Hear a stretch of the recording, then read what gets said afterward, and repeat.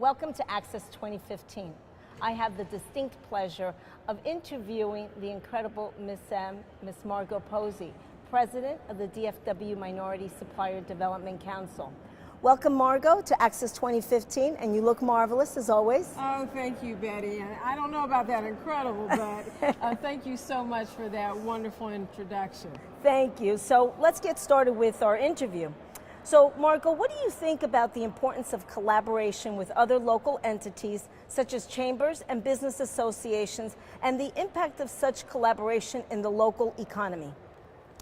Well, Betty, I pride the fact that the council for over 20 years has had a strong relationship with the ethnic chambers in the region, other business organizations in the region, because we know that we can't do it all alone. Our MBEs need to belong to their ethnic and regional chambers and contractors associations. They need to belong to industry groups that can help them in their specific industry. And so all of that means you've got to do collaboration. You've got to be partners with folks, and you've got to understand and know that you can't do everything yourself. So we really appreciate the relationships that we've built with the chambers and the other organizations here. And I think we do it better than anybody else in the country when you look at collaborative efforts. Thank you, yes, and you have done a lot with the local chambers, and so we thank you for that.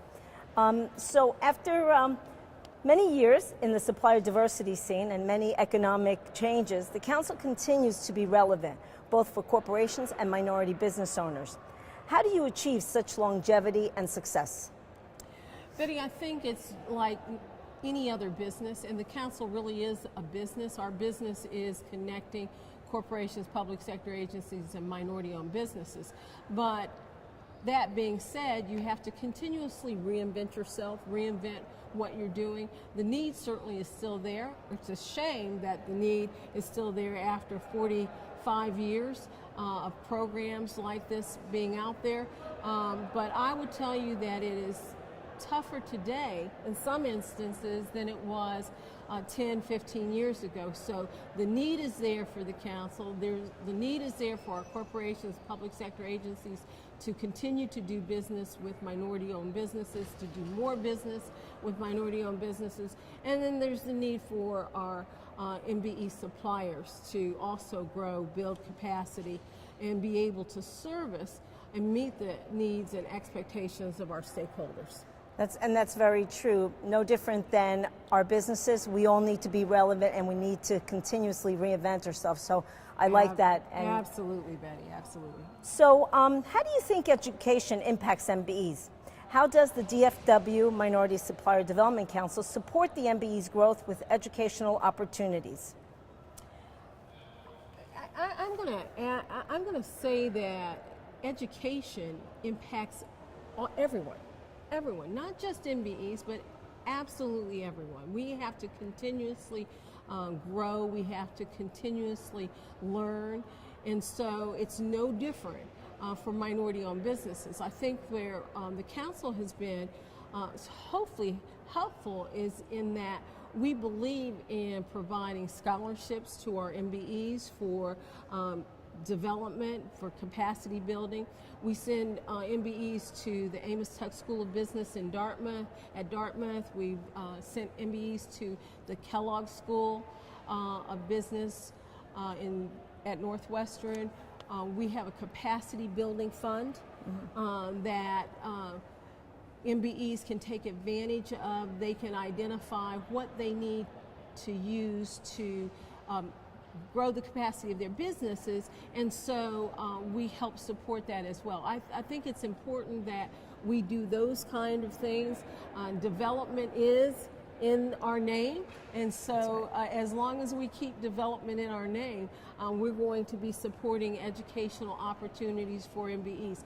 But we don't stop just with minority-owned businesses. Like I said earlier, everyone can use additional teachings, and so we also provide opportunities for our supplier diversity professionals and buyers to receive training through the council. That's excellent. That is excellent, and you're spot on. It is extremely important for all of us to stay relevant, and education is part of that. So if you could tell buying entities one thing about how to build a successful supplier diversity program, what would that be, Margo? It's a business, and like any business, I believe you got to have the right people. It is so critical that you have the right people. So I think that's the first step in building a great supplier diversity program.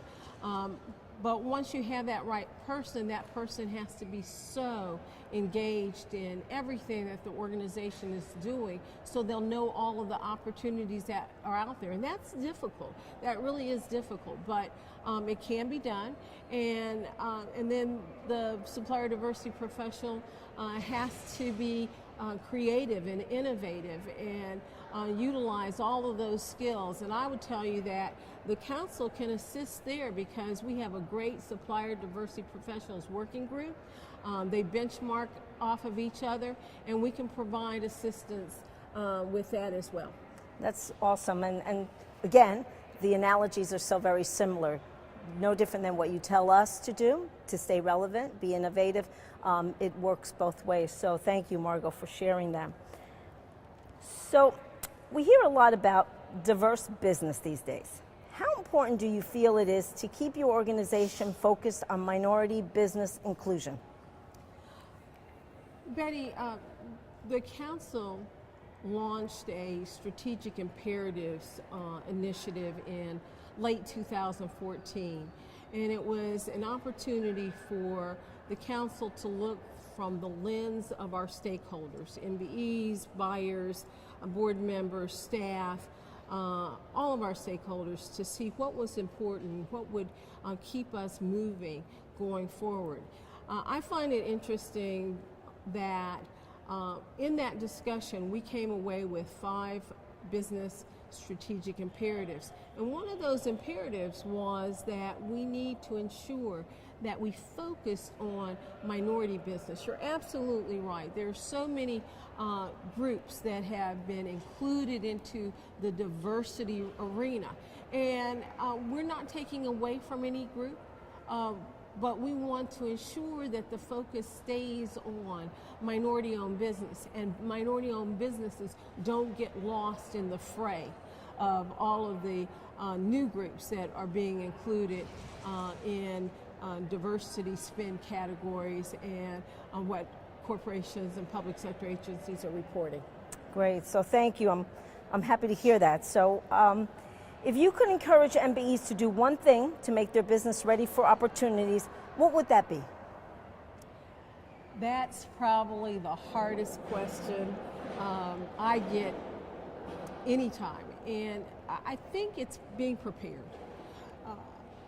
I think that it's certainly you as a business owner have prepared your business. You're prepared to go out there in the marketplace. I know this because you are the #1 fastest growing business of all businesses in the Dallas-Fort Worth area, and that's a great compliment. So really, you should be answering that question for me and not me answering that question.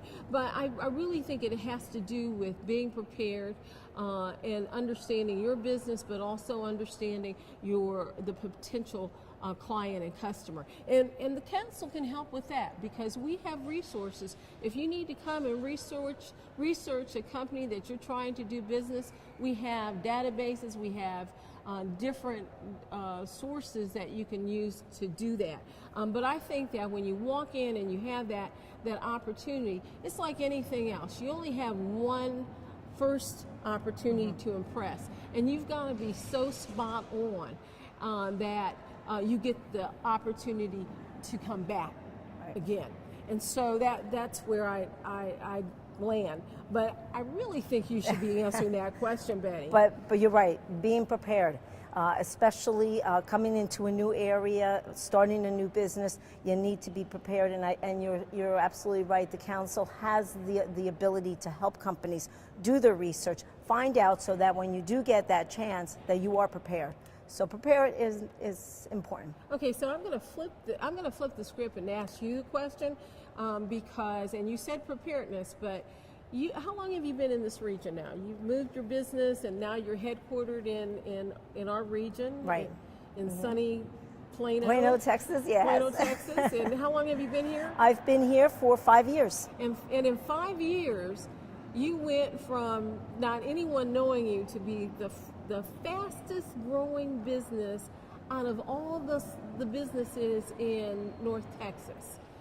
I know that there's another secret other than preparedness, and you may not want to share it with us today, but we need to get that from you. Yes, and you will hear my interview, and I will share with you my secret sauce. Okay, we got to have a secret sauce. Thank you so much. So now, last question. Chair of the President's Committee of the National Minority Supplier Development Council. What are the presidents doing to work collaboratively to ensure buying entities and MBEs understand the value of the minority councils? I am pleased and honored and privileged to represent the 24 presidents of the National Minority Supplier Development Council. I would tell you that at the regional council level is the level where service is truly delivered. And so as presidents, we are focused on collaboration between our regional councils and certainly the national organization, and more importantly with our stakeholders. We're focused on communication and clarity as well, because we think all those things are important. And when it comes to stakeholders, we are trying to not only meet but exceed the expectations of our stakeholders, and that's both our corporate and public sector buying entity stakeholders as well as MBEs. There's still lots of work to do, but we have 24 great councils, and we all have the 4 pillars of certification, advocacy, development, and connections. And we do those things differently by region, but we have great leadership and great programming. And you're going to hear more about the programming, because programming can change and be different in different geographic areas. But it is all about ensuring that we provide value to our stakeholders at the regional level.